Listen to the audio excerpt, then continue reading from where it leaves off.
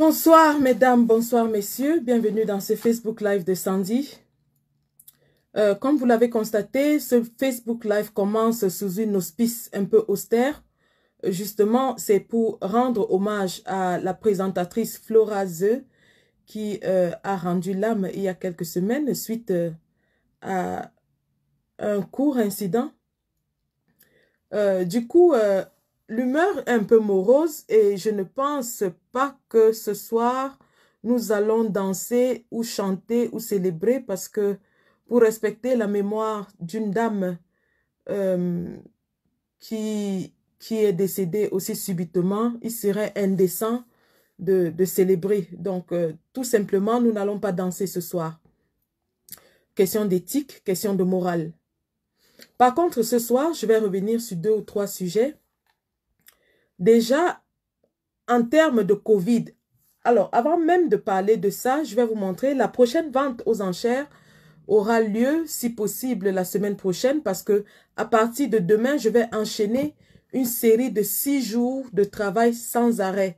Donc, vous ne me verrez pas en live pendant les 6 prochains jours parce que je serai en situation clinique avec mes patients de Covid.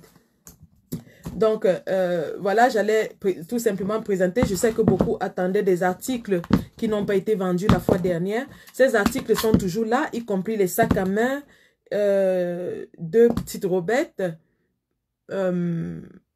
chaussures enfants. Alors, j'allais vous présenter cette chaussure dame de chez River Island aussi, neuve, qui n'a jamais été portée et que je vais mettre aux enchères. C'est la pointure 41. Pointure 41. Donc, la prochaine fois qu'il y aura vente aux enchères, il y aura cette chaussure. Très confortable, talon carré, bout pointu, très confortable. Et qui va, la couleur sied avec presque tout. Donc, c'est une très belle paire de chaussures classiques que je vais mettre en vente la prochaine fois. Et d'ailleurs, pendant qu'on y pense, cette chaussure va très bien avec ce sac. Regardez, regardez comment ça va. Très bien avec ce sac. Ça va très très bien avec ce sac. Donc la prochaine vente aux enchères aura lieu la semaine prochaine. Et tous ces articles seront mis en vente. Ce soir, il serait indécent de danser pendant que une bonne partie de la population au Cameroun est en train de se recueillir à la mémoire de Flora Zeu. Donc c'est mon opinion. Tontine repoussée donc. Maintenant, j'allais vous parler justement ce soir. Je sais qu'il y a beaucoup de combattants qui sont connectés. Malheureusement, ces combattants et nous ne sommes pas dans les groupes de travail. Donc, ils sont libres de se connecter. Chacun a son auditoire, enfin, chacun a sa tranche de suiveurs. Il y en a qui préfèrent suivre le ninja parce qu'il n'apparaît pas tout le temps. Il y en a qui préfèrent suivre Abdelaziz Moundé Djimbam, que je respecte et que je salue d'ailleurs. Et il y en a aussi qui préfèrent suivre Sandy, simplement parce que elle parle des choses terre à terre et elle parle de certaines choses qui vous concernent peut-être directement et voilà. Donc, à chacun son truc. C'est comme au marché. Il y a différents comptoirs. Il y a le comptoir du poisson, il y a le comptoir des condiments, il y a le comptoir de la tomate. Chaque comptoir a ses clients. Ce n'est pas parce que le comptoir de la tomate a ouvert que le comptoir du poisson doit fermer. La dame qui achète le poisson n'a peut-être pas besoin de tomates. C'est comme ça, c'est le marché. Chacun a ses clients. On dit dans un panier de beignets, chaque beignet a son client. Donc ce soir, j'ai ma part de clients qui me suivent. C'est vrai qu'il y en a qui me suivent souvent, mais qui peut-être sont intéressés par ce qui est dit et qui étaient déjà d'ailleurs connectés ailleurs. Donc voilà, l'essentiel c'est que le message passe et je sais qu'après que ce live soit terminé, beaucoup vont revenir le regarder. En fait, c'est ça. Donc voilà, ce soir donc, je vais revenir sur les propos de monsieur Mboutou qui était sur Equinox Soir aujourd'hui. Alors, j'ai été vraiment sidérée, estomaquée par le raisonnement et les motivations de ce monsieur du RDPC et du gouvernement en général en ce qui concerne le COVID-19 au Cameroun, mais surtout la survie du peuple camerounais. C'est assez grave ce qui est en train de se passer au Cameroun. On ne vous apprend rien, comme on dit souvent. Les lives sont nombreux, se multiplient, se répètent et tout ça. Mais il est assez important aussi qu'on ne vous laisse pas oublier ce qui est en train de se passer. Parce que demain ou après-demain, lorsque les conséquences des actions du gouvernement seront palpables et visibles, vous n'aurez pas besoin de dire que on ne vous avait pas averti, on ne vous avait pas alerté, on ne vous avait pas informé. Et il est important que ces messages arrivent même à ceux qui sont sur place au 237. Je sais que beaucoup n'ont pas les moyens de se connecter et de suivre un live de 2 heures, 3 heures. Mais la plupart du temps, ils suivent les parties qui sont intéressantes dans le live pour ce qu'ils veulent entendre. Donc, je disais donc, à écouter M. Mboutou sur Equinox ce soir, il m'a paru assez important de faire une sortie et de démonter en fait tout ce que ces gens sont en train de dire, en train de faire. Alors,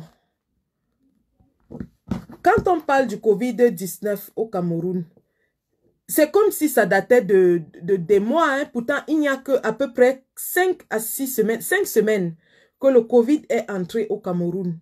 Au jour d'aujourd'hui, nous sommes à plus de 2000 cas avérés. Ça, c'est les chiffres officiels. Hein. Rappelons-nous que on ne cite que les chiffres officiels. Nous sommes à plus de 2000 cas avérés. Monsieur Malachi Manaouda nous dit que nous sommes à 103 morts, officiellement. Ça, c'est ce qu'ils nous disent. Mais il y a de cela quelques semaines, ils étaient dans le déni total. Même pour fermer les frontières, il a fallu que nous crions, que nous alertions pour qu'ils ferment les frontières. Et même en fermant les frontières, ils avaient laissé plusieurs personnes entrer au Cameroun étant porteurs de Covid, parmi lesquels le président de l'Assemblée nationale.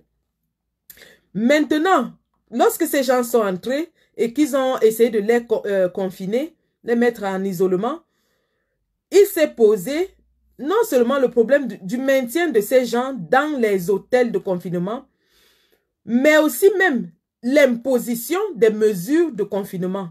Rappelons-nous qu'il a encore fallu que nous crions ici qu'il fallait à tout prix que le gouvernement du Cameroun impose le confinement pour qu'enfin il se décide à faire du copier-coller, du calquer des mesures françaises et les appliquer au Cameroun. Chose que nous avons encore décriée, nous avons dit vous ne pouvez pas proposer 13 mesures sans aucune mesure d'accompagnement, ça ne marchera jamais. Conséquence, il n'y a réellement jamais eu de confinement au Cameroun. Ils ont dit que c'était des recommandations. Ce qui est quand même assez grave. Parce que lorsqu'on sait la menace que cette maladie représente, un gouvernement responsable de se permettre de proposer des recommandations. Une recommandation, personne n'est obligé de la suivre. Conséquence, personne ne l'a suivi. Ça veut dire que même dans leur communication, dans le cadre du Covid-19, ils ont trompé la population. Ils ont fait croire à la population au départ que c'était la maladie des Blancs. Ils ont fait croire à la population que le Covid ne touchait pas les Noirs et que ça ne touchait qu'une certaine tranche de la population, les riches. Ils ont fait croire aux Camerounais qu'ils soignaient le Covid. Parce que quand M. Malachi Manaouda faisait son rapport quotidien sur Twitter, au lieu de nous dire le nombre de cas contaminés, lui, il nous donnait plutôt le nombre de cas guéris. Faisant ainsi, installant dans la psychique des gens que non, on soigne ça. Il a fallu juste quelques semaines pour que la vérité commence. Et ce n'est que le début, hein. On n'a pas encore atteint le pic. Hein. Avec le coronavirus, le pic est atteint après 2 mois et demi de présence dans le territoire. C'est là où on commence à approcher le pic. Donc au Cameroun, on n'a même pas encore approché. Et déjà, nous sommes le pays subsahérien le plus atteint après l'Afrique du Sud. Ce qui est quand même assez grave. Parce que lorsqu'on a des pays moins nantis que nous, comme la République centrafricaine, qui ne sont pas aussi affectés que nous. On a des pays comme le Congo qui ne sont pas aussi affectés que nous. On se demande où est-ce que le Cameroun a échoué. Justement, ils se sont empressés de déclarer des cas de Covid au Cameroun parce qu'au départ, ils niaient, ils disaient qu'il n'y a pas de cas. Mais lorsque l'Organisation mondiale de la santé a dit qu'il donnait une aide de 19 milliards aux pays pauvres touchés par le Covid, oh, le Cameroun a levé la main. Ah, on a déjà les cas de Covid. On a les cas de Covid. Ici, c'est par ici. Parce que ces gens, ils ont le signe du dollar dessiné devant leurs yeux. Ils ne poursuivent, ils ne chassent que l'argent. C'est l'argent qu'ils chassent. C'est quand même assez grave qu'on soit dirigé par des mercenaires. Des mercenaires qui sont prêts à mettre la vie de leurs citoyens en danger, rien que pour se remplir les poches. C'est assez grave. C'est très, très grave même.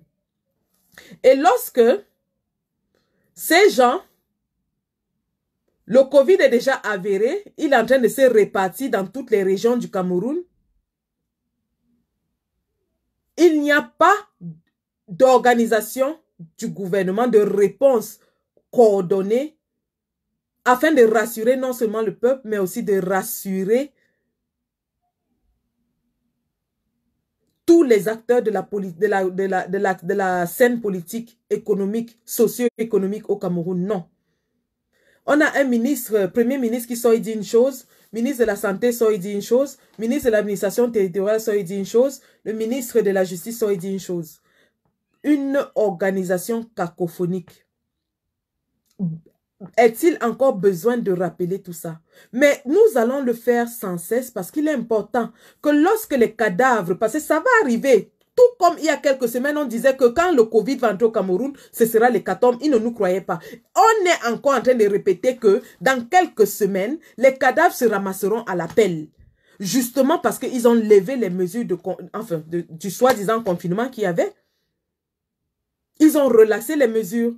Alors, j'ai entendu M. Mboutou aujourd'hui dire que c'était en fait le gouvernement qui privilégiait l'activité économique. Mais je suis tombée des nues.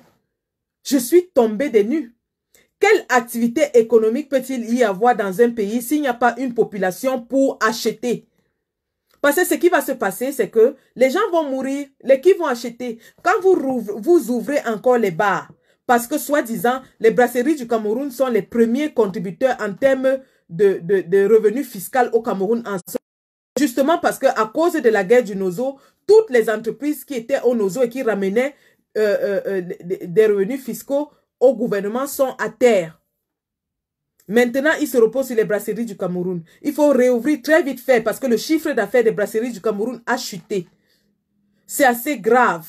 C'est très, très grave. Ils font fi de la sécurité, de la santé des Camerounais pour privilégier une compagnie qui leur rapporte de l'argent. Mais ce que M. Biya et son gouvernement d'incompétents oublient, c'est que même s'ils ouvrent tous les business qu'ils veulent au Cameroun, l'économie du Cameroun ne fonctionne pas de façon indépendante. Et j'en appellerai à mon Yuyunde Manfo pour bien vous expliquer cela. L'économie d'un pays dépend d'une économie globale. Et aujourd'hui encore, la Banque d'Angleterre a annoncé la plus grande récession mondiale qui arrive à cause du Covid. Dans tous les pays riches, on a baissé le taux d'intérêt pour pouvoir permettre aux gens de continuer à acheter. Et on sait tous que lorsqu'on baisse le taux d'intérêt, les revenus baissent, l'économie est affectée et ça a un effet sur le reste de la société. Et lorsque l'économie mondiale, c'est-à-dire les marchés sont affectés, comment est-ce que le Cameroun croit que c'est en ouvrant les brasseries qu'eux ils vont échapper à la récession? Il y a une crise économique qui est en train de venir. C'est une réalité, on ne peut pas la fuir. C'est une vérité. Le Covid est venu causer un choc économique. Imaginez un peu que dans tout le monde entier, pendant 2 mois déjà, tout est arrêté. Beaucoup de sociétés, les compagnies aériennes ici sont en train de mettre la clé sous le paillasson. Beaucoup de sociétés sont en train de fermer. Le chômage est en train d'augmenter. Et donc, les pseudo-économistes du Cameroun pensent que c'est en réouvrant les bars et mettant la vie des Camerounais en danger qui vont échapper à la crise économique qui arrive. Cette crise économique va bien. C'est pour ça que je répète ici toujours, tous les jours, que lorsque les Camerounais vont sortir dans la rue, ils n'auront pas besoin qu'on le leur dise. Parce que lorsqu'on dit sortez, ils pensent que c'est le MS qui demande de sortir. Enfin, le gouvernement veut leur croire que vous sortez pour Maurice Kamto, on va vous tuer pour Maurice Kamto. Ou bien la base, non. Quand ils vont sortir, ce sera comme en 2008. C'est-à-dire la nécessité va les faire sortir.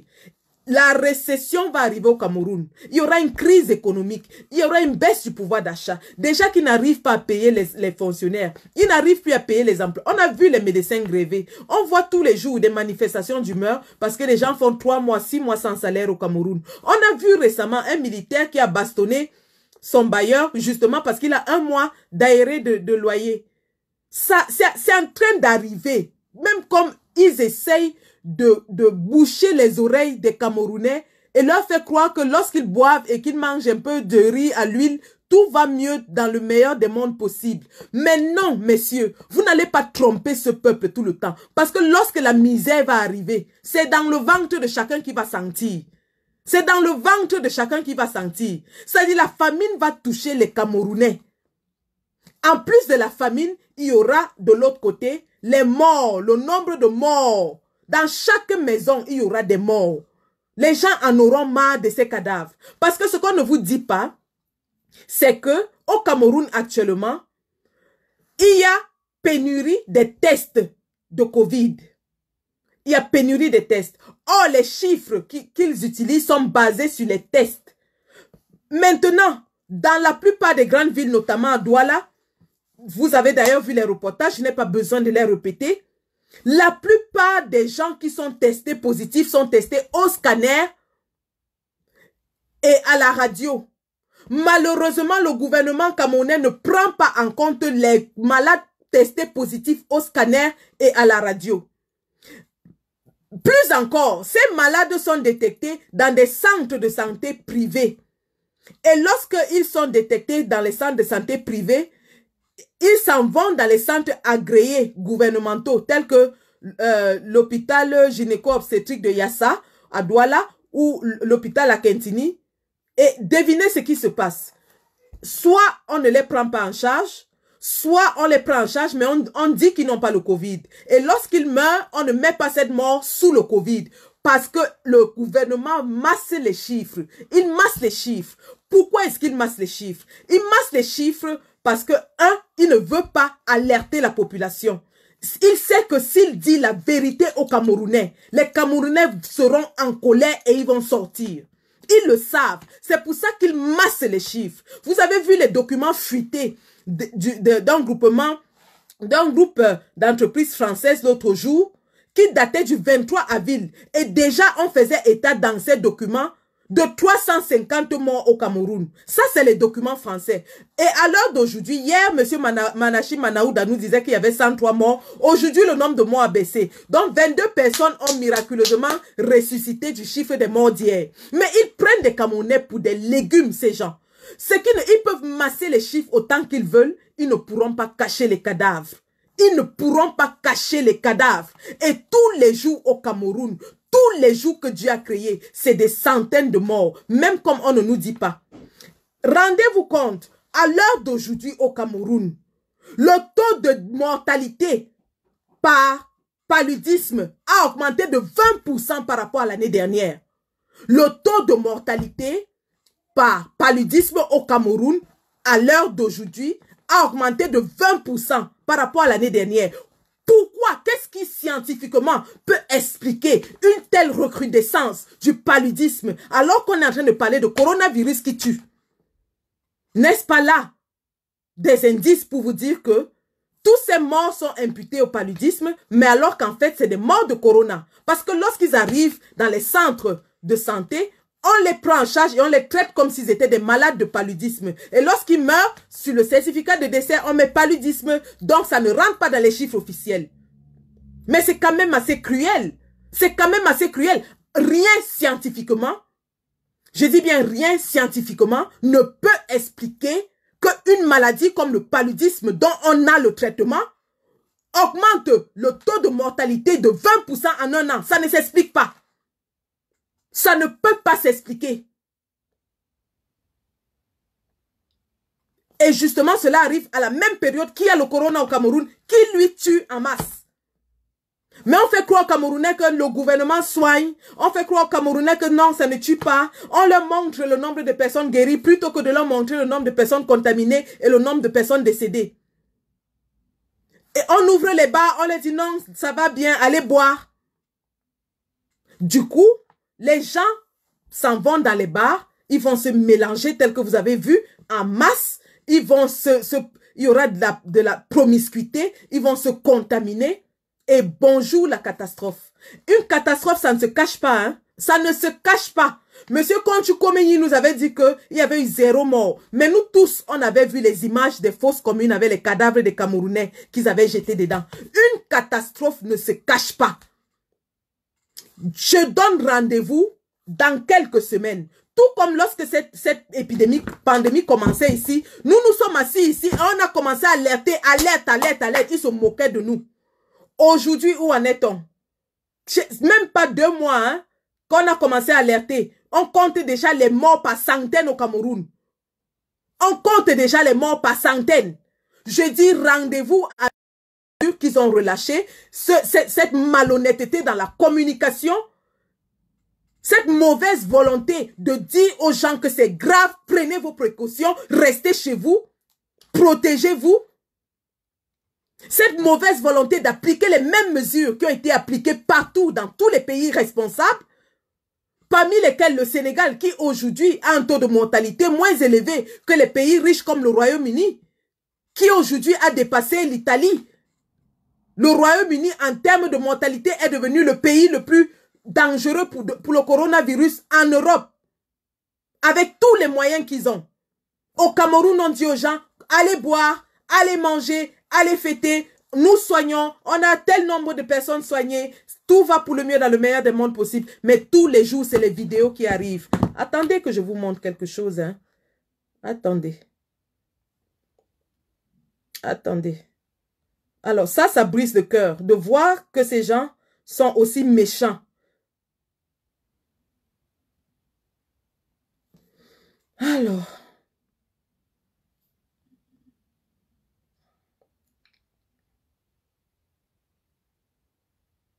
Est-ce que je vais même retrouver ça? Attendez.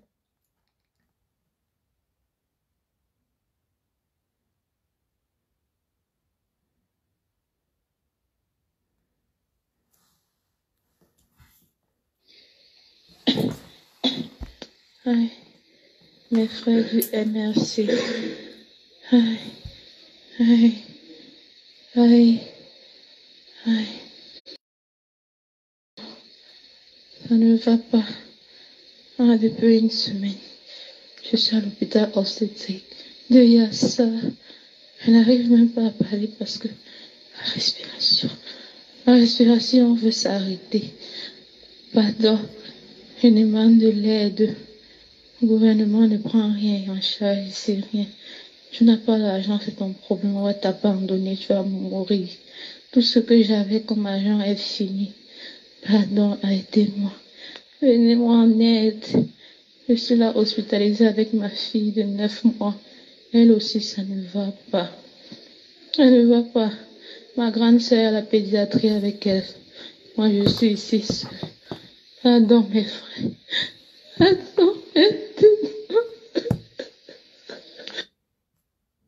Donc, voilà, ça c'est une jeune femme à l'hôpital gynéco-obstétrique de Yassa. Et des scènes comme celle-ci, on en voit maintenant tous les jours, à l'appel. Je dis tous les jours. Elle, au moins, elle a réussi à avoir une place à l'hôpital gynéco-obstétrique.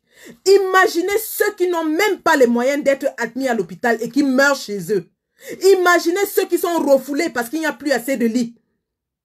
C'est une jeune femme. Elle est jeune, elle a un bébé de 9 mois qui lui aussi est contaminé.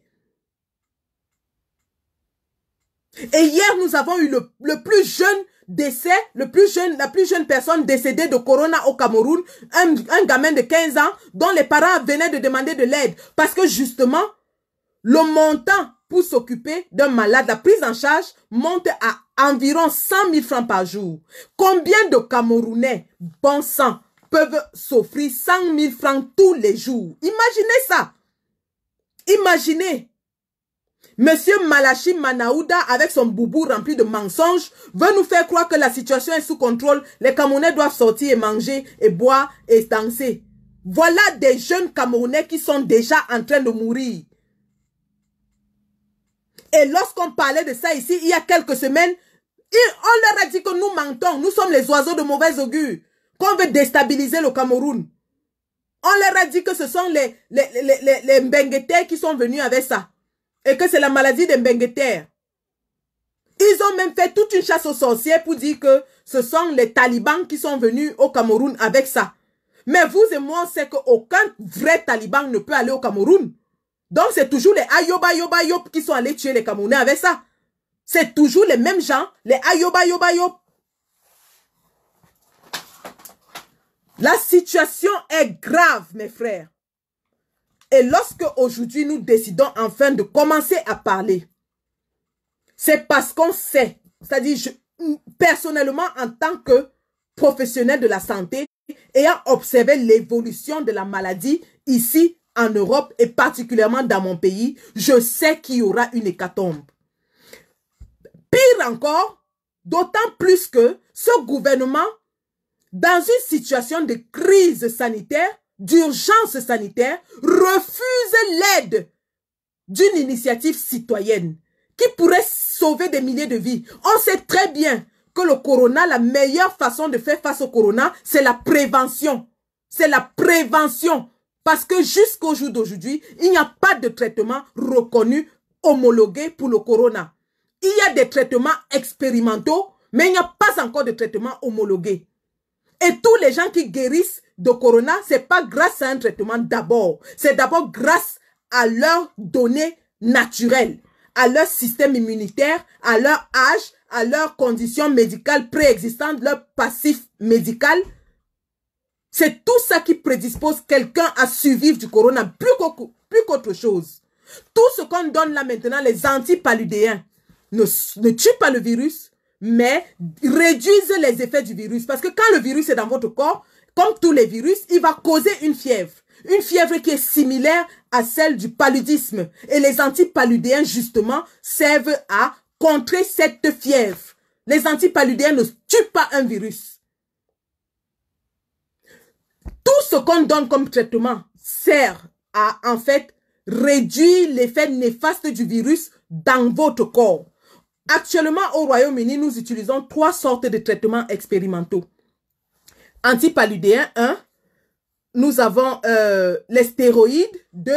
Le rôle des stéroïdes, justement, c'est d'aider à dilater les voies respiratoires qui sont obstruées par le virus. Parce que lorsque ce virus entre dans vos voies respiratoires, il s'installe dans vos poumons et il se développe à l'intérieur, obstruant ainsi les alvéoles de vos poumons, rendant la respiration très difficile. C'est pour ça que vous voyez des gens respirer comme ça, comme s'ils cherchaient... Parce qu'en fait, l'oxygène n'est plus assimilé par les poumons parce que ceux-ci sont envahis. Alors, et nous avons eu beaucoup de succès avec le traitement aux stéroïdes que moi-même j'ai d'abord administré à plusieurs patients. Le stéroïde, justement, va aider à dilater les voies respiratoires et améliorer l'assimilation de l'oxygène qui est essentiel dans votre métabolisme. Vous savez que tout ce que le corps fait, c'est l'oxygène qui est le carburant de votre corps. Sans oxygène, l'énergie ne peut pas être transformée. Vous ne pouvez pas avoir d'énergie. Et c'est pour ça que les gens qui sont atteints de corona meurent parce qu'à un moment donné, ils n'ont plus assez d'oxygène dans leur corps. Et lorsque votre taux d'oxygène descend à moins de 60%, c'est terminé. Il y a des séquelles très graves sur le cerveau parce que le cerveau fonctionne essentiellement d'abord avec de l'oxygène. D'abord, le premier aliment du cerveau, c'est l'oxygène. Et lorsqu'on sait que c'est le cerveau qui commande tout le reste, vous imaginez la suite. Donc voilà un gouvernement qui refuse le matériel nécessaire et vital à la prévention qui est la meilleure protection contre cette pandémie, mais dit aux gens de sortir, aller boire et manger, aller danser, tout va bien. N'est-ce pas cruel? On se demande quel est le dessein, quel est leur but, quel est le but recherché en exposant massivement les Camerounais à une maladie qui va certainement les tuer. Quel est le projet? Sont-ils ignorants? Je ne pense pas. C'est vrai que madame le ministre de la Recherche scientifique nous a prouvé à suffisance qu'elle était ignorante, incompétente. Mais j'ose encore croire que le ministre de la Santé, qui, oui, dit, n'est même pas médecin de formation, mais docteur en philosophie, il n'y a qu'au Cameroun où on met un docteur en philosophie en charge des problèmes de santé. Franchement, c'est un pays du jamais vu. C'est un pays du jamais vu. On prend quelqu'un qui a le doctorat dans sa tête, c'est-à-dire la philosophie, je ne sais pas à quoi on l'applique. Il est docteur en philosophie, c'est-à-dire dans les idées, mais il est chargé de la santé. Qu'est-ce qu'il comprend à la santé publique? Évidemment, rien qu'à voir comment c'est géré, on se rend compte de l'incompétence notoire qui caractérise ce gouvernement. Incompétence notoire. On n'a pas besoin d'être agrégé en quoi que ce soit pour savoir directement que la première notion d'un gouvernement, l'obligation régalienne d'un gouvernement, c'est de protéger son peuple. En tant que ministre de la Santé, qu'est-ce que je fais pour protéger mon peuple? Ce que je fais, c'est que j'évite qu'il tombe malade. Quand on dit santé publique, la santé, c'est éviter d'être malade. Le rôle d'un ministère de la Santé, c'est d'éviter que ses citoyens tombent malades. Que ce soit du palu, que ce soit du choléra, que ce soit... C'est pour ça qu'il y a des programmes de vaccination. C'est pour ça qu'il y a des programmes d'éducation sur les maladies sexuelles. C'est pour ça qu'il y a des méthodes de prévention. Justement parce que le premier rôle de la santé publique, c'est d'éviter que les citoyens tombent malades. Ce n'est pas de soigner, mais de prévenir. En Angleterre, chez les anglo-saxons, on appelle ça upstream approach. Upstream approach to healthcare. Upstream approach. Donc on prévient. Prévenir vaut mieux que guérir, ne dit-on pas? Monsieur Malachim Manaouda trouve qu'il vaut mieux batailler contre une maladie dont il n'y a pas de traitement parce qu'il espère obtenir des subventions. Mais je vais bien leur rappeler qu'à l'heure actuelle, avec la crise économique qui est en train de se pointer, tous les pays du monde entier font face au même problème. Et peut-être pire que vous, parce que ici, par exemple, il y a 29 000 morts.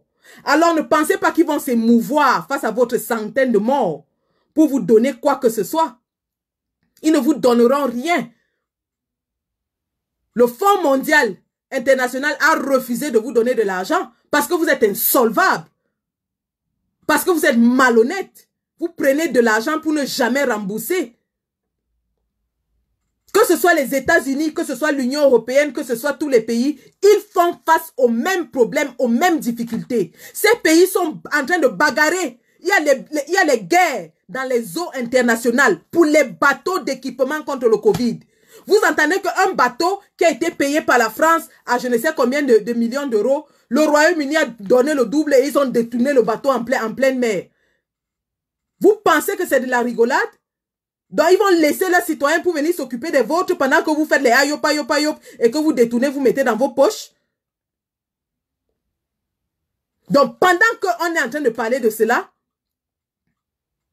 vous mettez les yeux sur l'initiative citoyenne qui a été lancée.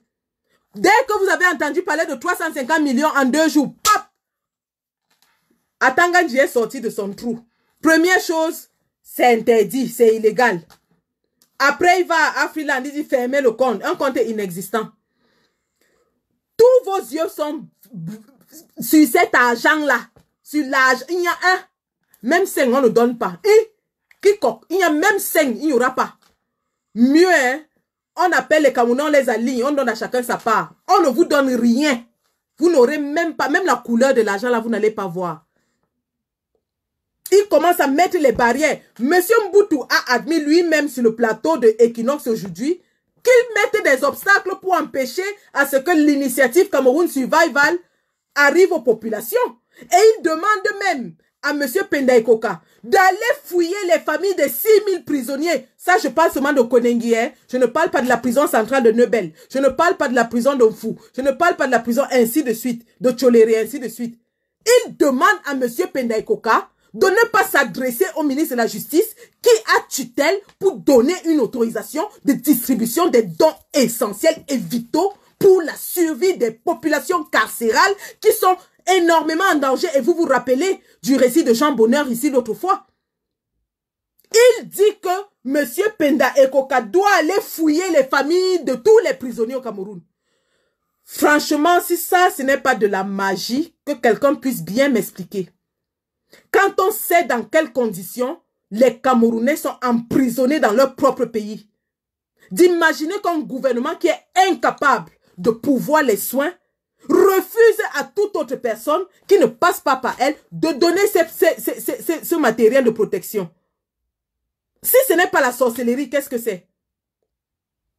Mais ils oublient très bien que les révoltes, la grogne sortent toujours des prisons. Parce que dans les prisons, vous avez les personnes les plus dangereuses. Celles-là même qui ont déjà tout perdu dans la vie et qui n'ont plus rien à perdre. Et quand ces gars vont commencer à mourir en masse, et ils commencent déjà à mourir, quand ces gars vont commencer à mourir en masse, et ils en auront ras-le-bol, vous imaginez la suite.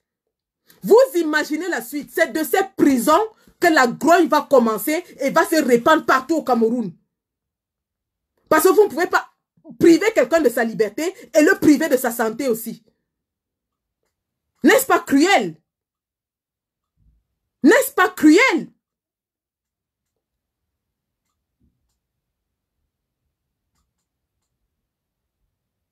Et nous rappelons à tous ces gens, nous avons prévenu. On comprend que le peuple camerounais, dans sa majorité, en a ras-le-bol. Nous le savons. Mais nous savons aussi qu'il est trop timoré pour prendre l'initiative. Mais nous savons aussi, moi particulièrement, je sais que lorsque ce peuple sortira, ce sera par nécessité. On aura, sans dire, je n'aurai plus besoin de leur dire sortez, hein. Les morts, la famine, le chômage vont les faire sortir. Et ça, c'est en train d'arriver. Et vous êtes en train d'entretenir ce climat d'appauvrissement, d'avilissement des populations en les dirigeant vers l'alcool pour leur dire que vraiment, ils peuvent noyer leurs soucis dans l'alcool. Le Cameroun est devenu le premier pays consommateur d'alcool en Afrique centrale, en tout cas. Attendez un peu que je vous retrouve ça. Vous allez écouter la honte de tout un peuple. La honte.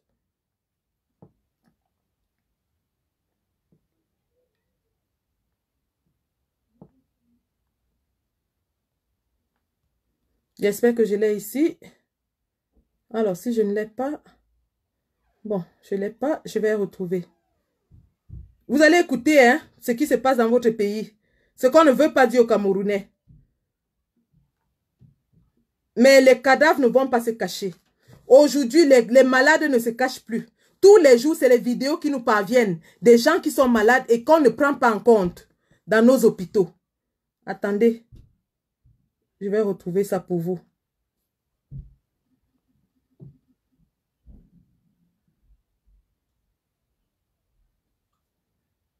C'est un reportage que j'ai vu en passant, mais malheureusement, je ne l'ai pas gardé chez moi.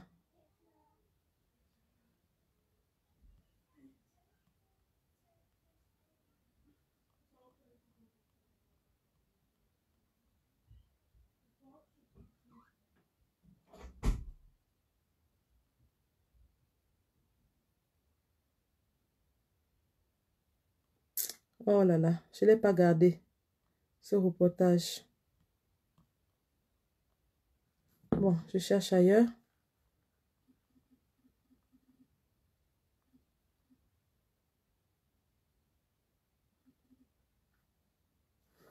Oh là là, c'est assez terrible. Hein? C'est assez terrible ce qui se passe dans notre pays. Oh non, je ne l'ai pas, je ne l'ai pas. De toute façon, dans ce reportage, il est fait état de la quantité d'alcool consommée au Cameroun par an, qui s'élève à des centaines de millions de litres d'alcool par an. Ah, et donc, M. Biya trouve que la priorité, c'est d'ouvrir les bars, les débits de boissons, mais néglige les écoles dans lesquelles les enfants vont être éduqués. Les gars, préparez-vous à ce qui va arriver au Cameroun dans quelques semaines. C'est dans quelques semaines, c'est pas loin. Hein? Dans quelques semaines, il y aura une hécatombe au Cameroun. Il y aura une hécatombe dans ce pays.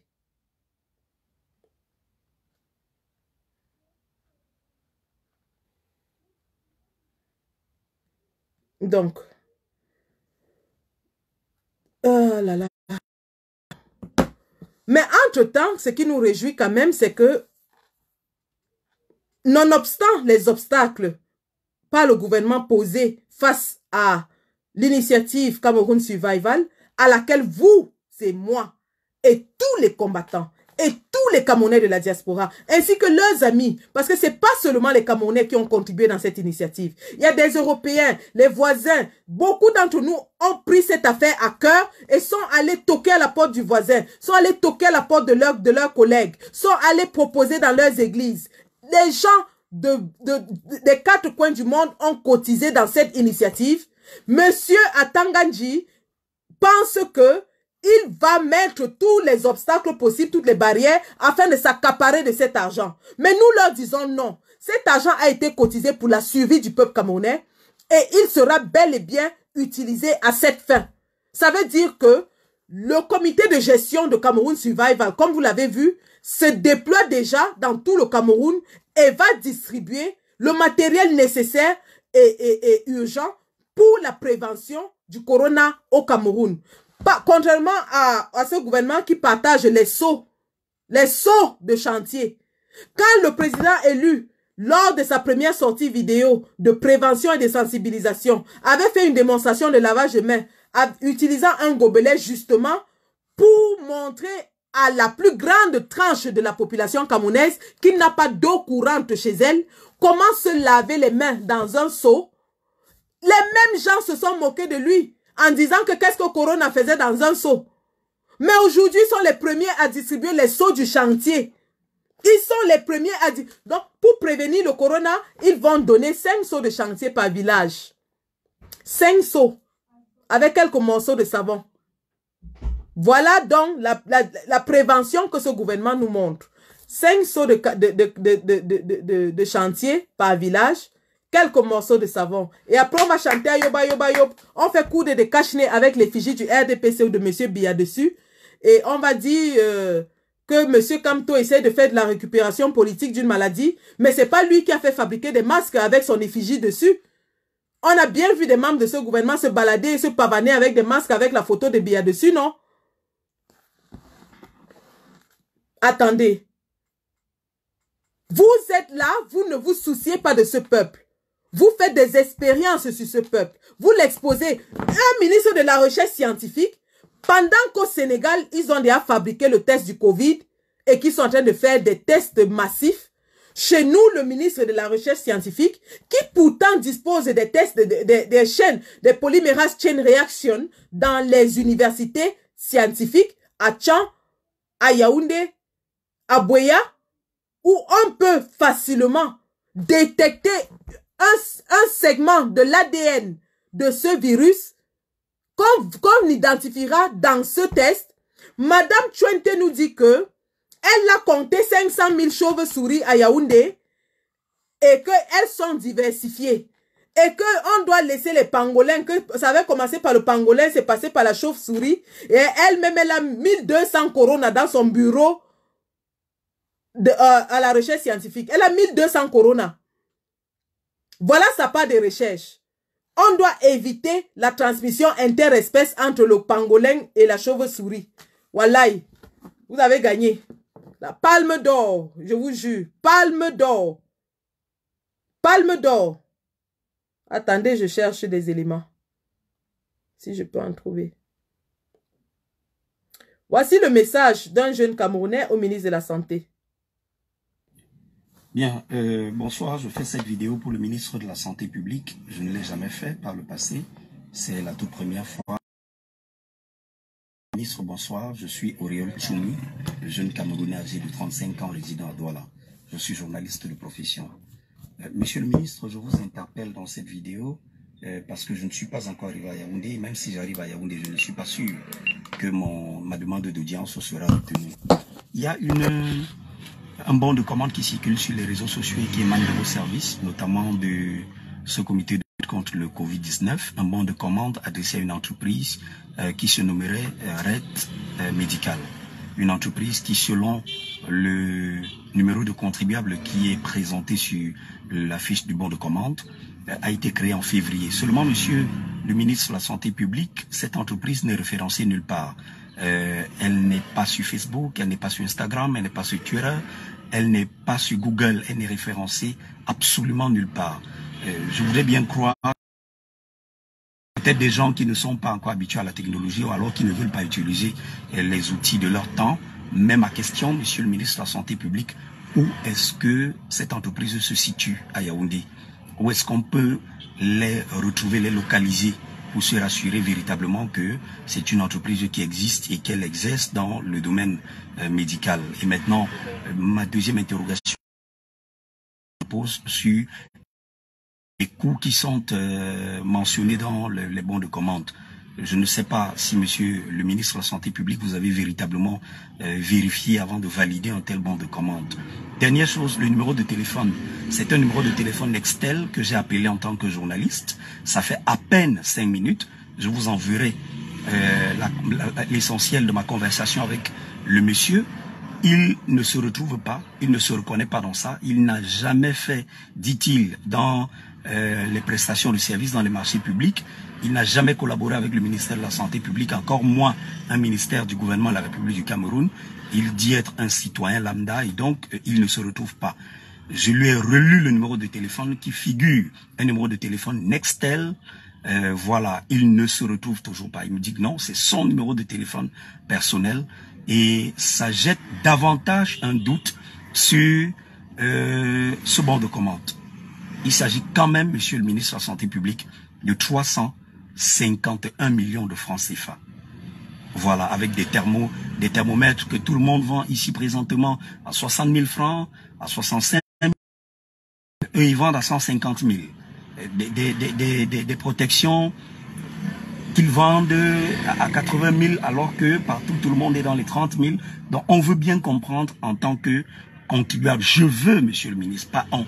Je voudrais, s'il vous plaît, monsieur le ministre de la Santé publique, comprendre de quoi participe ce bon de commande, s'il vous plaît.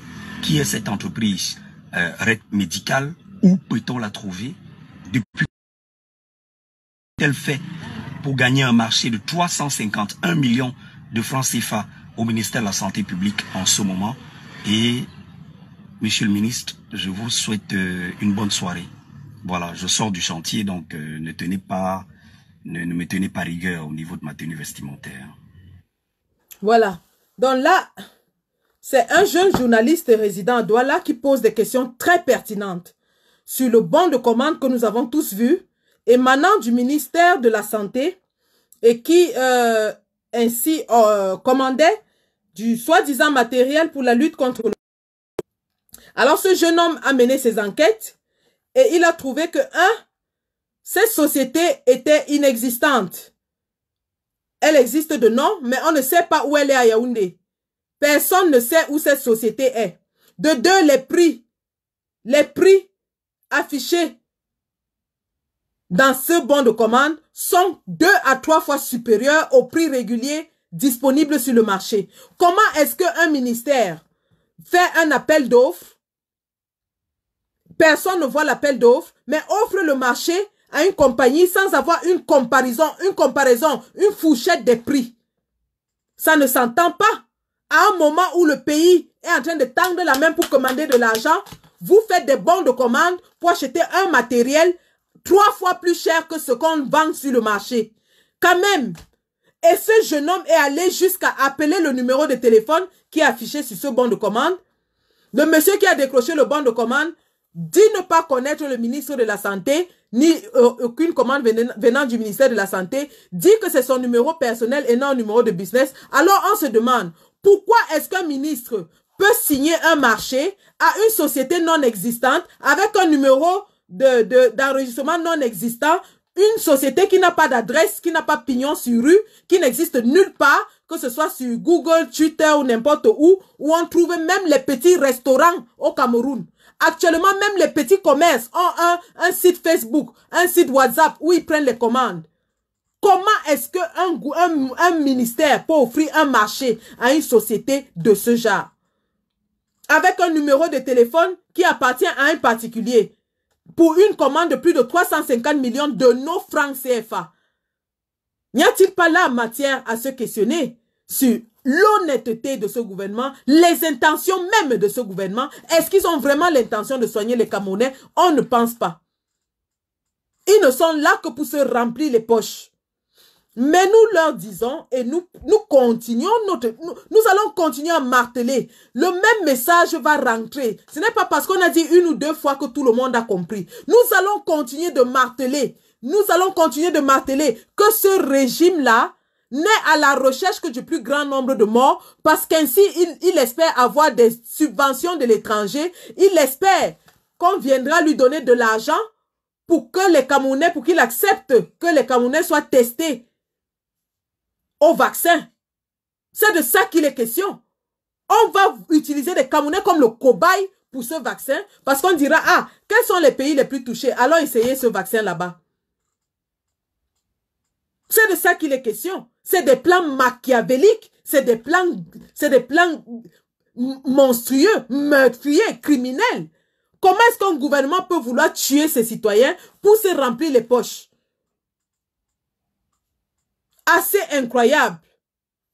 Alors, chers Camerounais, chers citoyens, concitoyens, chers combattants et Amazones, nous allons continuer de marteler le message, mais nous ne relâchons pas. Nous allons aussi continuer d'assister le président élu, l'initiative Cameroun Survival, qui est une initiative de tous les Camerounais, notre initiative à nous. Nous allons continuer de la soutenir afin que sur le terrain, les Camerounais commencent à voir la différence. Afin que sur le terrain, les Camerounais aient un brin d'espoir. Ces populations abandonnées à elles-mêmes, qu'elles aient un brin d'espoir. Une vidéo que vous avez certainement vue et qui va nous réchauffer le cœur après toutes ces faits assez inquiétants. Et ça, c'est une vidéo qui me plaît assez d'ailleurs.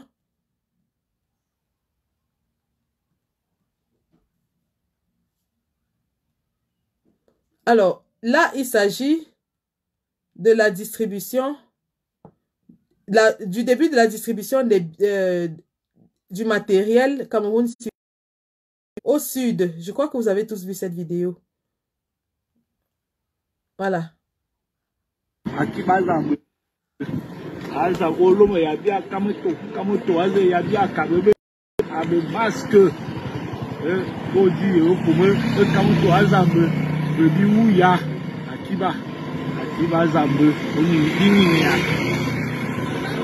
Et oui, la distribution continue. Là, nous sommes dans le sud déjà. Bon séjour à vous, monsieur. Voilà. Donc, voilà Cameroun Survival qui fait son petit bonhomme de chemin.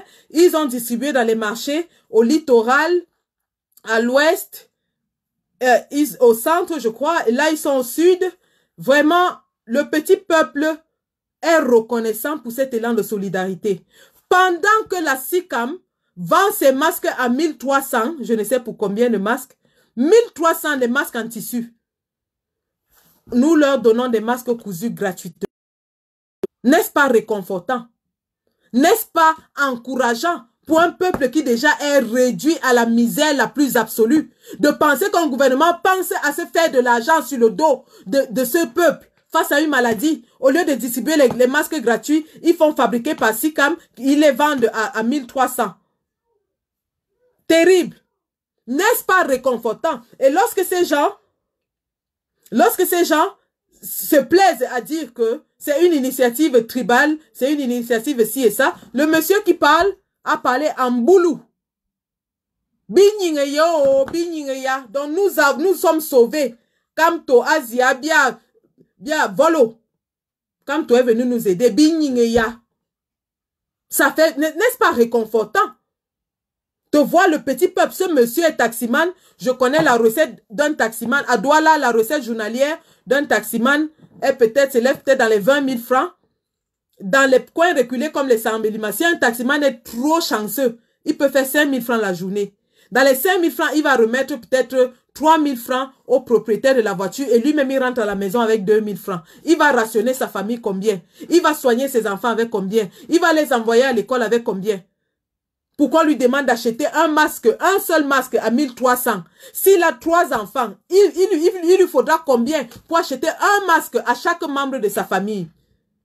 N'est-ce pas réconfortant de voir que l'argent que vous et moi, on a cotisé est en train d'aider les Camerounais sur le terrain? Parce que le pauvre petit peuple n'a pas les moyens de s'approprier ce matériel-là. Et nous, avec nos efforts, nous leur apportons cette aide. C'est pour ça que je vous invite, combattants Amazon, à redoubler d'efforts dans la tontine. Ce soir, je ne fais pas la danse et la tontine par hommage à Florazeux et je suis de service pendant 6 jours. Je vous reviens la semaine prochaine et croyez-moi, lorsque nous revenons, nous allons carburer cette tontine. Nous allons exploser la tontine comme nous l'avons toujours fait. Chaque fois que je me suis assise ici, vous ne m'avez jamais déçu. Le premier live que j'avais fait pour la tontine, nous avons cotisé ensemble ici 17 000 euros. Le live sur Atango, on a cotisé, vous et moi ici, 6 000 euros. La vente aux enchères, vous-même, vous avez vu. Et je suis sûre et certaine, parce que vous êtes nombreux à m'écrire en inbox pour me dire, combattante, nous voulons les articles. Combattante, tu seras encore en live quand? Vous êtes nombreux à solliciter pour justement venir en aide. Et pour ça, nous ne serons jamais assez reconnaissants. La main sur le cœur pour tous les efforts, les sacrifices auxquels vous consentez. Parce que c'est des sacrifices énormes. En ce moment de coronavirus, où beaucoup d'entre vous sont confinés, où beaucoup d'entre vous ne sont pas en train de travailler, vous mettez la main dans la poche et vous venez en aide à ce peuple qui est abandonné à lui-même, qui est meurtri, qui est en train d'atterrer ses morts par centaines. Alors, combattants Amazon, la main sur le cœur, je vous dis merci. Merci pour cet élan de solidarité. Merci à tous les personnes qui sont en train de travailler d'arrache-pied sur le terrain pour que l'initiative Cameroun Survival atteigne son but. Merci à ces soldats du Covid qui sont dans les marchés, qui sont dans les rues, qui mettent leur vie en danger pour donner au peuple le matériel dont il a besoin pour se protéger. Vous êtes des héros. Vous les gars qui êtes sur le marché, tous les jours, sous la pluie, sous le soleil, en train de distribuer les gels hydroalcooliques, en train de partager les cache-nez, vous êtes des héros. Et nous allons vous célébrer. C'est de ça qu'il est question. Il est question qu'on apprenne aux Camerounais à être altruistes. Il est question qu'on apprenne aux Camerounais à penser au bien commun d'abord, au bien de la nation, avant de penser au leur. Parce que c'est ce que vous et moi faisons. Vous et moi sacrifions de nos petits moyens pour aider la nation. Et c'est de ce Cameroun que nous voulons. Nous voulons un Cameroun où tout le monde met la main à la pâte, où chacun mouille le maillot à son niveau, où lorsque quelqu'un gagne de l'argent, il l'a mérité avant de le gagner. Ou lorsque quelqu'un occupe une fonction publique, qu'il sache très bien ce que ça veut dire. En anglais, les fonctionnaires s'appellent civil servant. Et ça se traduit littéralement servant du public. En anglais, un fonctionnaire s'appelle civil servant. Donc, lorsque vous êtes dans une fonction publique, vous êtes là pour servir le peuple. Vous êtes là pour servir la population et non vous remplir les poches, remplir vos boubous d'argent volé avec les contrats fictifs. Remplis Manaouda Malaché, remplis ton boubou en période de Ramadan avec le vol, avec le mensonge. C'est de ça qu'il est question. Et nous allons y arriver. Nous sommes presque au bout de notre combat. Nous y sommes presque. On est à quelques semaines. Ne soyez pas étonnés, les choses basculeront au Cameroun. Monsieur Biya n'est nulle part. Monsieur Biya ne fera pas d'apparition. Il ne fera aucune apparition. Il n'est nulle part. Le peuple continue d'encaisser, de mourir. La pauvreté, la misère, la crise économique fera sortir ce peuple. Et lorsqu'il sortira, nous allons tous rentrer, tous les combattants, tous, tout le monde dans les vols, direction le Mboa. Tout le monde. Voilà ici, 2 jours de manifestation au Cameroun. Je dis 2 seulement. Moi, je rentre. C'est pas, je n'ai rien à faire ici. 2 jours de manifestation. J'abandonne mon boulot, j'abandonne tout, je m'en vais au Cameroun. Je dis 2. J'ai dit, les gars, vous êtes au Cameroun, vous m'entendez. C'est la 2e fois. Je m'assois ici pour répéter ça. 2 jours, 2. Pas partout, Douala. Et puis en passant, pendant qu'on y est, donnez-moi une minute, je cherche à boire. J'avais porté mon pain pour danser, mais vraiment, le cœur n'y était pas.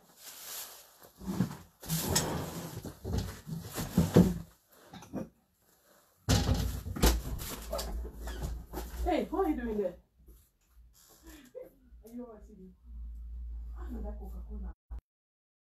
Don't drink too much of Coca-Cola, especially at night. Don't brush your teeth when you finish it. Otherwise, you're going to have holes in your teeth. Because it's got acid. Okay. Okay, go there. Is there anything else you wanted? Go there. Yeah. You're welcome.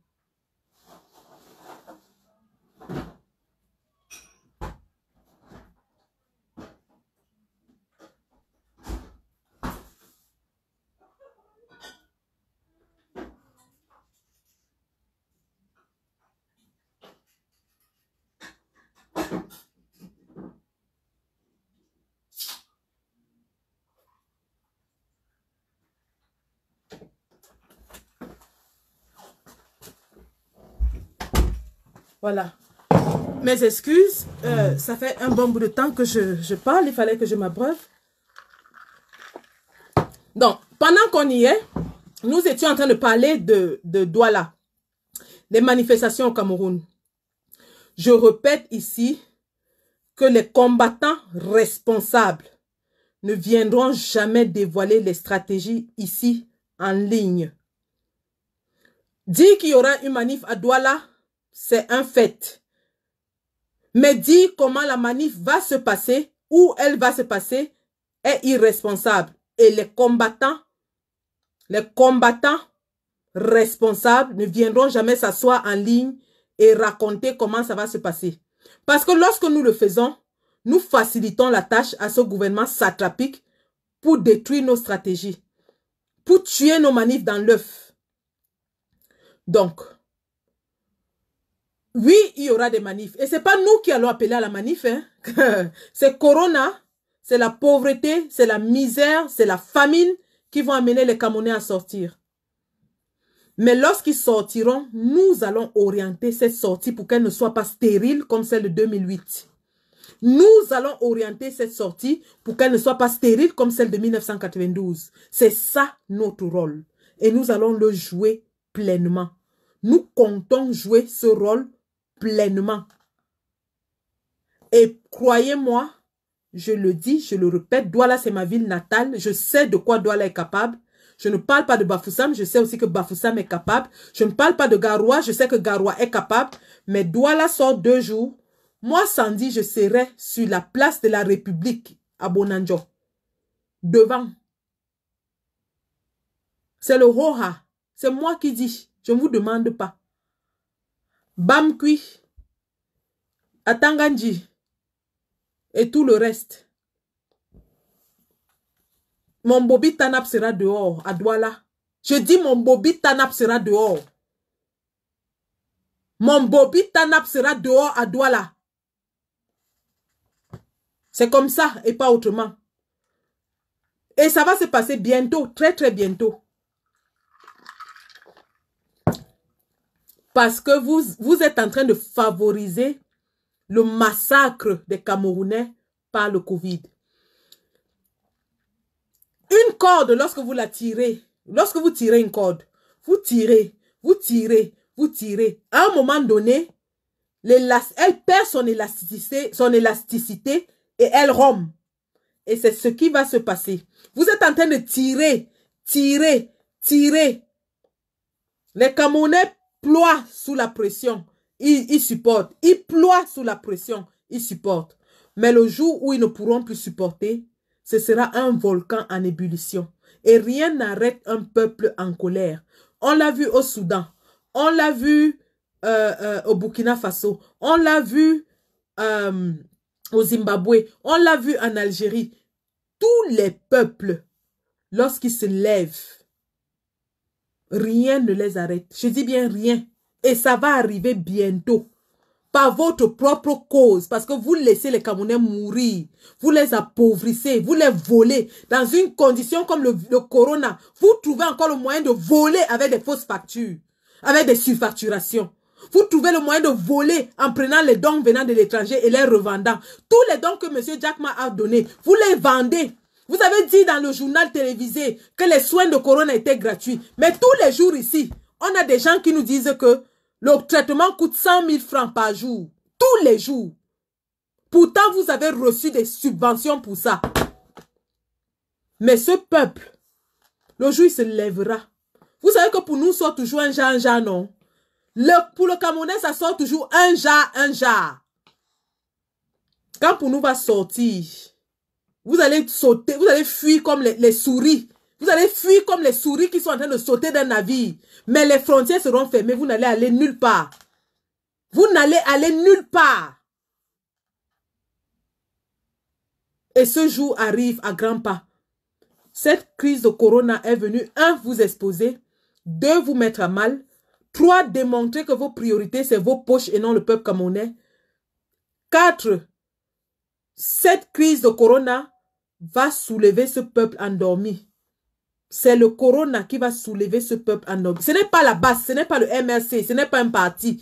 Parce que corona, quand il ne tue pas le Bamileke, ou bien les Wondo, ou bien la Oussa, il tue tout le monde. Fiu. Quand corona tue, il ne choisit pas la tribu, il ne choisit pas l'âge, il ne choisit pas. Tout le monde est atteint. Et c'est la colère sera dans tout le Cameroun entier. Quand à Yaoundé est la zone la plus affectée, non? Au Cameroun, là, le foyer, c'est où? C'est Yaoundé, non? C'est comme ça que même les gens qui refusaient de se réveiller à Yaoundé, leurs morts vont les dépasser. C'est eux qui seront les premiers à sortir. C'est comme ça. Et pas autrement. Nous, on est assis, hein? On essaie de faire autant qu'on peut, mais on connaît que la réalité sera comme ça. Parce que vous avez favorisé cela. Et vous avez favorisé cela parce que vous espériez obtenir des subventions. Ce que vous avez oublié, c'est que tous les pays du monde sont en train de batailler avec le même virus. Vos 300 cas, 100, 500 morts ne les émeuvent pas. Parce qu'eux, ils ont des dizaines, des centaines de milliers de morts. Tu vas venir dire au Royaume-Uni que pardon, donnez-nous l'argent, le corona. Ah, tu as 300 morts, lui, il a 29 000 morts. Tu es fou. Il va te donner l'argent que tu es qui? Tu ne protèges pas ton personnel médical. Le Royaume-Uni bagarre avec la France en haute mer pour le matériel médical. Et toi, on te donne le matériel médical, tu refuses de prendre. Il y a eu incident diplomatique. Le matériel commandé par la France en Chine avait déjà été chargé dans un cargo. Le Royaume-Uni est venu payer le triple. Ils ont pris. Incident diplomatique.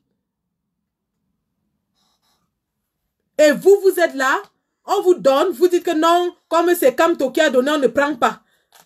Parce que la mort de ces médecins, de ces infirmières, de ces aides-soignants ne vous dit rien. Attendez, je vous montre comment les soins sont en train de... C'est le personnel médical même qui va d'abord sortir. Et regardez ce qui se passe. Attendez, je cherche ça. Vous allez voir comment les soins se donnent au Cameroun. Vraiment... En tant qu'infirmière, quand je vois ça, j'ai envie de pleurer.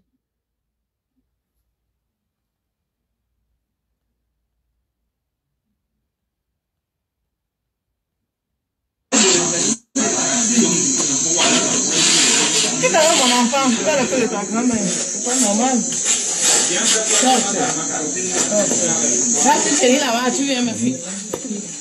C'est une infirmière. Non, vous n'allez pas sortir, vous le sortez comment? J'ai dit que moi, il me filme, même mon visage, il filme. Écoutez. Je vais voir ce qu'on va me demander.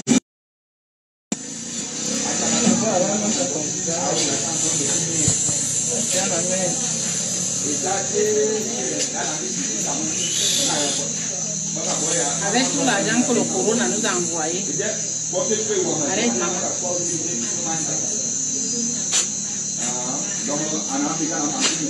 On passe au travail. Non, je t'ai dit aujourd'hui que ne parle pas encore. Ouais. C'est même on casse pas.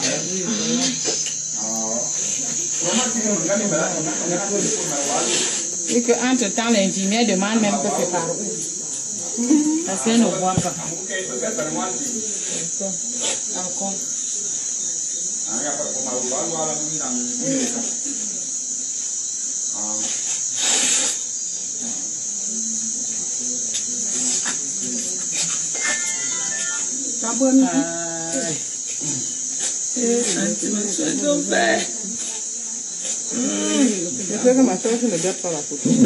Non, mettez, c'est bon.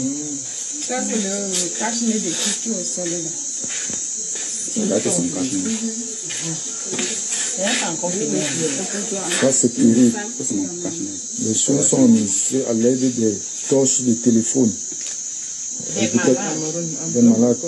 Parce que pour les infirmiers, même sont déjà éteints. Vraiment. Les téléphones des C'est infirmiers, terrible. même sont déjà éteints. Il n'y a pas d'eau. Tout à l'heure, là, j'ai compris comment une malade demandait de l'eau pour laver les mains. On lui a demandé d'aller acheter Le tanguy. du tanguy pour laver les mains. Il n'y a pas l'eau, il n'y a pas d'électricité. Elle ne voit pas. Voilà. Ça, c'est terrible. Vraiment, vivement que quelque chose soit fait dans l'urgence. Vivement que quelque chose soit fait dans l'urgence. C'est terrible. Donc, le personnel est vraiment exposé. Vous êtes même à féliciter parce que travailler dans ces conditions, c'est vraiment, c'est pas à quel siècle. À quel siècle? Le sous-préfet est là, le maire est là, ils sont couchés sur les conseils municipaux, ils sont couchés. Qu'est-ce qu'ils font du budget de la commune de Mbankomo? Hein? La santé devrait passer avant tout. Ils construisent les boutiques, là, c'est que la santé devrait passer avant tout. Les injections là, maman, il n'y a pas de souci. Ah, il y a. Tu appelles comment?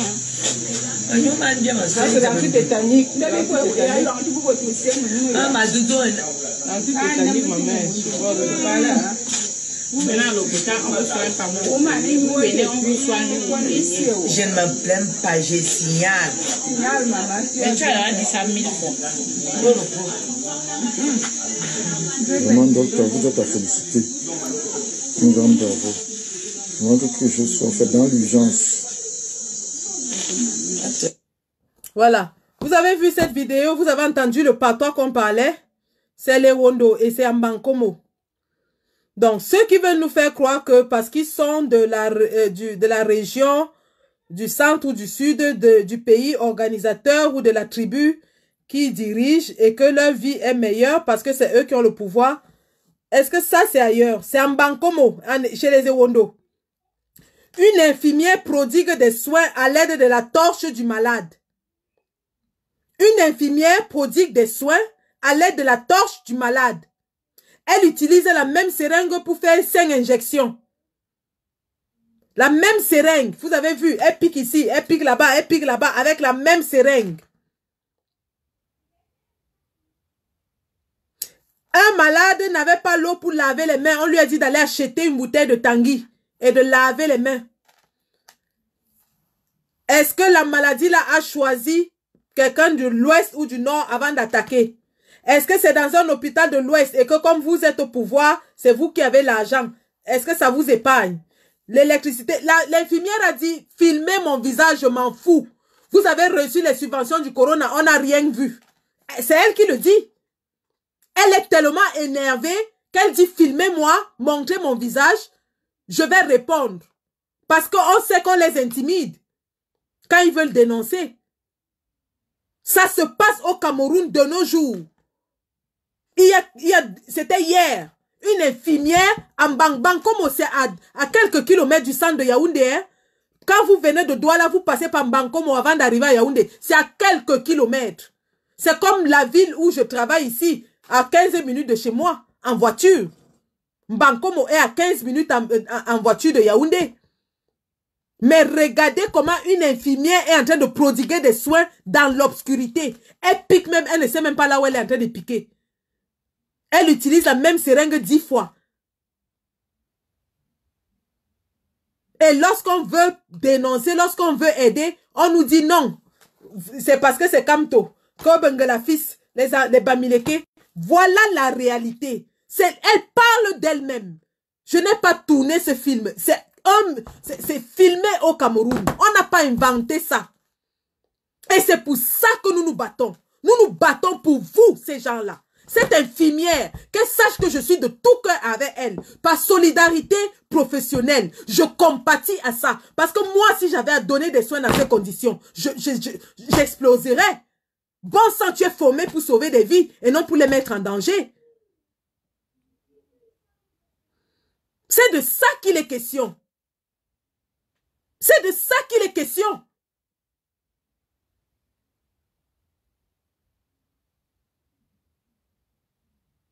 Et nous allons vous donner les moyens de faire votre travail dans les meilleures conditions. Ces choses changeront dans ce pays. Wallahi bismillah, avant de mourir, je vais m'assurer qu'il y a un système de santé décent dans le Cameroun avant de fermer les yeux et de crever. Je m'en fais une mission.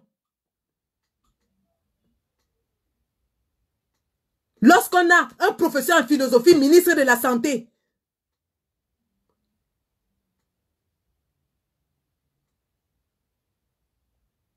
c'est de ça qu'il est question. Et nous n'allons pas baisser les bras. Malgré tous les obstacles que vous mettrez sur notre chemin, nous avançons et nous avançons résolument vers la fin de votre régime. Et nous avançons vers la survie du peuple camerounais, pour lequel nous œuvrons jour et nuit, sans arrêt.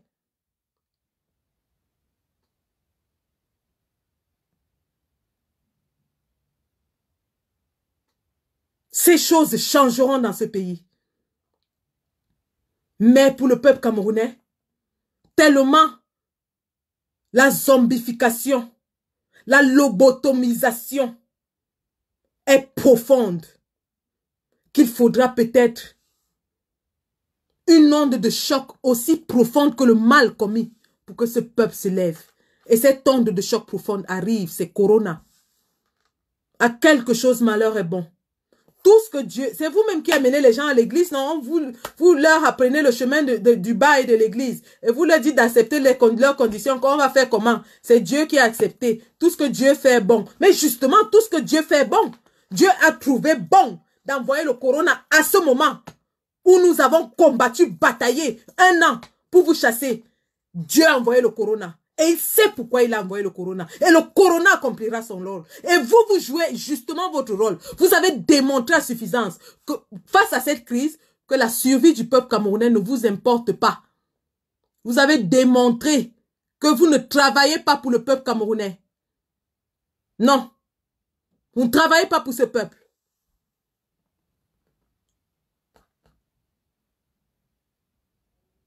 Vous ne travaillez pas pour ce peuple. Vous travaillez pour vous remplir vos poches. Mais le peuple vous demandera des comptes. Très bientôt. Le peuple vous demandera des comptes. Et lorsque ce moment arrivera, on verra bien. Vous faites croire aux Camerounais que M. Biya est éternel. Vous affichez une photo dans tous les bureaux du Cameroun, dans les rues du Cameroun. Il n'y a pas un visage qu'on voit partout comme celui de M. Biya. Sauf que vous prenez la photo de 1982, quand il était encore un jeune homme dans sa trentaine, quarantaine. Vous maintenez dans le subconscient des Camerounais que M. Biya est éternellement jeune, immortel. Il est l'alpha et l'oméga. Vous faites croire aux Camerounais que sans lui, c'est le chaos. Le Cameroun va cesser d'exister sans lui. Vous faites croire, vous dites qu'après Biya, c'est Biya. Sans Biya, il n'y a pas de Cameroun. Ayob, ayob, ayob. Mais ce que vous oubliez, c'est que chaque chose a un début et chaque chose a une fin. Les Camerounais ont été patients pendant plus de 50 ans. À un moment donné, la patience arrive à sa fin. Et cette fin est arrivée. Il y a un début pour tout et il y a une fin pour tout. Je suis désolée, c'est la fin de Biya. Il est fini comme les finitions. Il est fini comme la pile plate. Il est fini. Et justement, nous allons nous rassurer qu'il n'y a pas de succession de gré à gré. On ne va pas subir un autre 50 ans de ça. Pas de gré à gré. Wallahi bismillah, pas de gré à gré. Comme bien est fini là, hein, vous allez porter votre papy ou les restes du sarcophage et dégager avec.